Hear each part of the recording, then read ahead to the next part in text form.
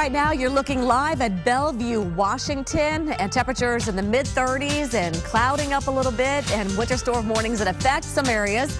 Could see up to 6 inches of snow here in western parts of Washington. Thanks for joining us on Weather Center. It continues right now.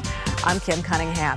All right, it's 10:30 Eastern Time and 9:30 Central, and we continue to track storms that could bring snow to the northwest, and how about severe weather even to the south. All right, let's bring in storm tracker Jim Cantori with the details. Jim. Well, it was nice to get that break, wasn't it, Kim, for a couple weeks? Huh?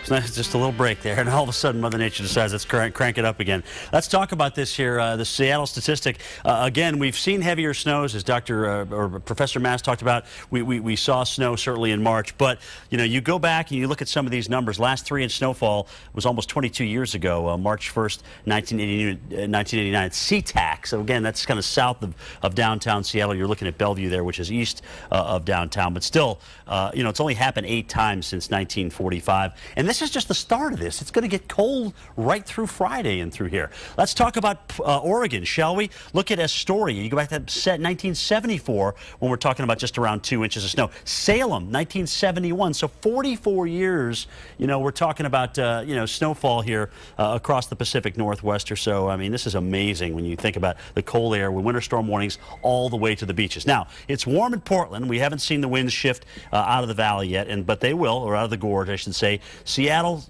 hanging in there at 34 degrees. The Arctic front, though, is still sitting up here into Canada, and we haven't seen the cold air ooze in out of the Fraser River Valley yet. Hang in there. It's definitely going to happen as we go through the next 24 hours. Some big changes for Seattle and Portland. Certainly looks like Seattle's rush hour will be impacted potentially as early as tomorrow morning, definitely tomorrow night. Portland maybe late tomorrow night for you, and as we mentioned, the chance for getting snow all the way to the seacoast. So how much are we talking about through here? Let's talk about it. Titan 7 shows the graphics and the forecast. 4 to 6 inches of snow possible for Seattle. Portland 2 to 4 inches. Yeah, snow all the way to the beaches too. Don't forget that. Medford 3 to 5, Missoula 5 to 8, and we're going to watch this cold air build all the way down the west coast. And believe it or not, even by Friday night, we could have convective snow around San Francisco as the base of this trough just kind of sits south of you. That's really going to be a key as we watch another disturbance kind of rotate through the base of that trough. Some of the models are actually printing out convective snowfall for the city of San Francisco. You have to go all the way back to 1976. Yes,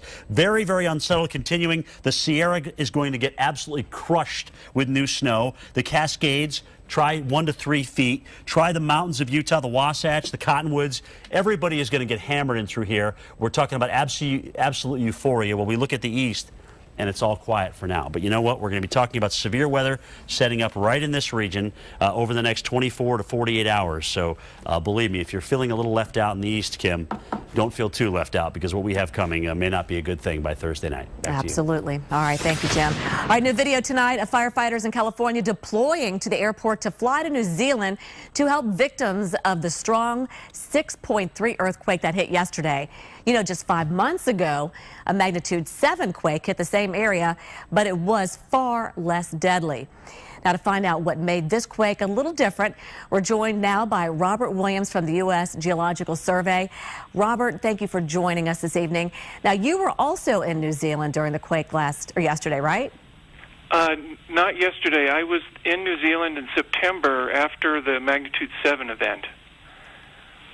Okay, and so, you know, you're here, you're seeing the video, you know, this was a less of a quake, a 6.3, but you're seeing the devastation worse. Can you tell us why that is? This one's less, but yet did more damage. It's distance and depth. So in September last year, the magnitude 7 was farther away, about 10 to 15 miles from Christchurch. The magnitude 6.3 yesterday was only about 5 to 10 miles away, and it occurred at about 3 to 4 miles depth. The event in September was about 6 to 8 miles depth. So depth and distance are the key here. The smaller earthquake was a lot closer to the denser population. And Robert, question for you about the depth part, because maybe some folks not understanding this. So the shallower it is, the more damage it can do. But why is that? Well, the Earth absorbs energy as the seismic waves move through it. And the less earth there is for the seismic waves to move through, the less that's going to get absorbed.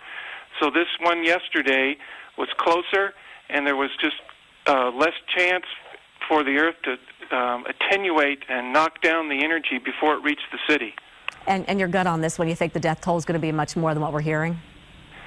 I understand that it will probably go up. There's still a lot of people missing, as you know. It's a sad thing, and a lot of those buildings that were hit were old, unreinforced brick buildings, and it's a lot like the buildings we have in the United States. All right, William, thank you. Or Robert, we appreciate Robert Williams joining us with the USGS. We appreciate your insight on that. We'll be right back. Yeah. I thought this was going well for a first date. It is. Look at your psychometer. Oh, I just quit smoking and the cravings really suck after a meal. Okay. Ding. Quitting sucks. Nicorette makes it suck less, doubling your chances of success. At LegalZoom, you can take care of virtually all your important legal matters in just minutes. Now it's quicker and easier for you to start your business, protect your family, and launch your dreams. At LegalZoom.com, we put the law on your side. When you wake up, your body craves fuel. Make sure you give it something that counts. I love Quaker oatmeal. It's seriously a superfood. It's fuel that your body needs to get going. This stuff is a game changer.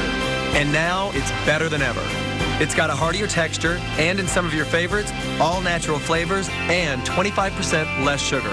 I can't think of a better way to kick off your day. So, I just have one question for you. Are you eating Quaker for breakfast?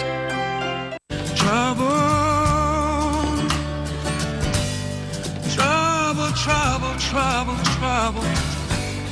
Trouble been dog in my soul since the day I was born. Worry, oh, worry, worry, worry, worry. Oh,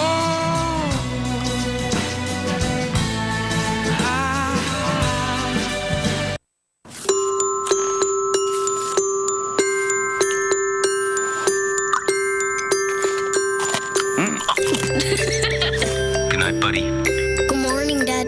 Oreo, Milk's favorite cookie. Why settle for plain bread when you can have Pillsbury Grand's Flaky Layers biscuits? The warm, light, delicate layers are like nothing else. Add a layer of excitement to your next meal. A lot of weather. Brutally cold. A big problem. So a lot of action across the country. Cancellations across the board. And a little fun. We'll see you tomorrow. Wake up with Al and your weather today. Weekday mornings from 6 to 11 Eastern on the Weather Channel. Through the storm and beyond. The Weather Channel, the Winter Weather Authority. Now your local on the 8s.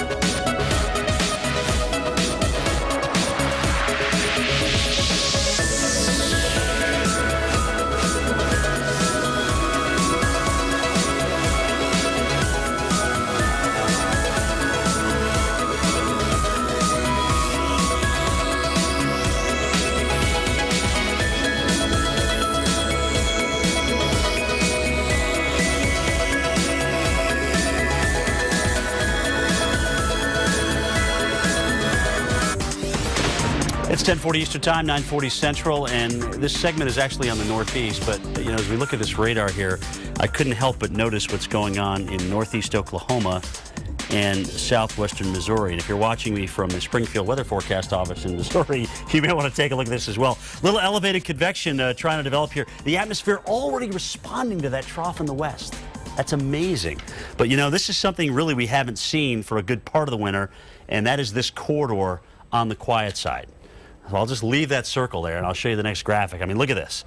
Look at the snow we've had this year. I mean, just phenomenal snows, way above where we should be for this time of the year. Record snows for some of the months, certainly in the northeastern part of the country, and certainly facing what could be a catastrophic flood situation across the upper Midwest as we go down the road a piece here in time. The forecast, though, as we look into tomorrow, well, the west loads with snow in Seattle and Portland, possibly even in San Francisco as we go in toward Friday, believe it or not, and we watch out for severe weather starting to erupt in the plains. The Northeast hangs on to high pressure here, and what is going to be a cold day, in some cases below zero in the valleys of northern New England and upstate New York, will turn into a pretty nice day.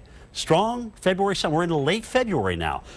Starting out at about 1 in Burlington, getting up to 28 degrees. Boston 37, 41 as we take you on in toward New York City. So yeah, the sun when it's out is going to be a powerful weapon here, especially this time of the year. Where it's not out and where we have cold air advecting in, like for example in the Northwest, that's a whole different story, isn't it, Kimmy? It is a whole different story. Yes, it is.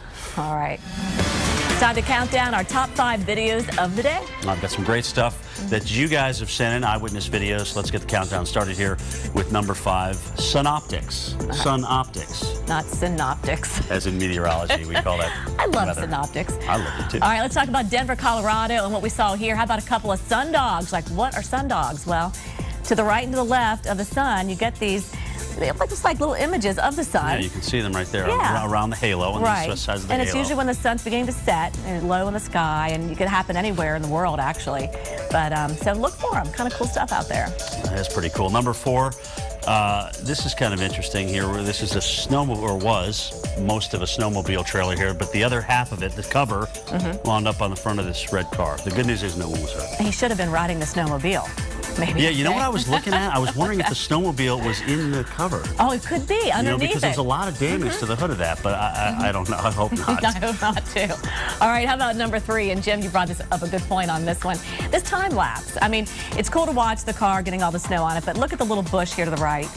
And the poor thing. It gets weighted down, yeah. It gets weighted down. That's could be ice. Stuff. Could be ice, though. It could be a lot worse. It could be nice worse. job on the cleaning, by the way. It looks better in fast motion. Looks like the guy did a pretty good job cleaning that vehicle. All right, that's out of Michigan. 9 inches of snow here in Merrill. All right, and what we've been seeing all winter long, just about everywhere, you guys have been all over this. We're talking about number 2 here, thunder snow. Michelle, nice work out of you right there. Awesome. That was close. That was close. And you can actually see, I don't know if you saw on the light there, you could see the snow coming quicker right when that happened too, right there. Yeah, you can definitely correlate that with intense snowfall rates. And if you're not getting it at the present time, it'll happen very, very soon afterward. And remember, folks, you can get struck by lightning in a thunder snow event. Remember that. All right, and look at this.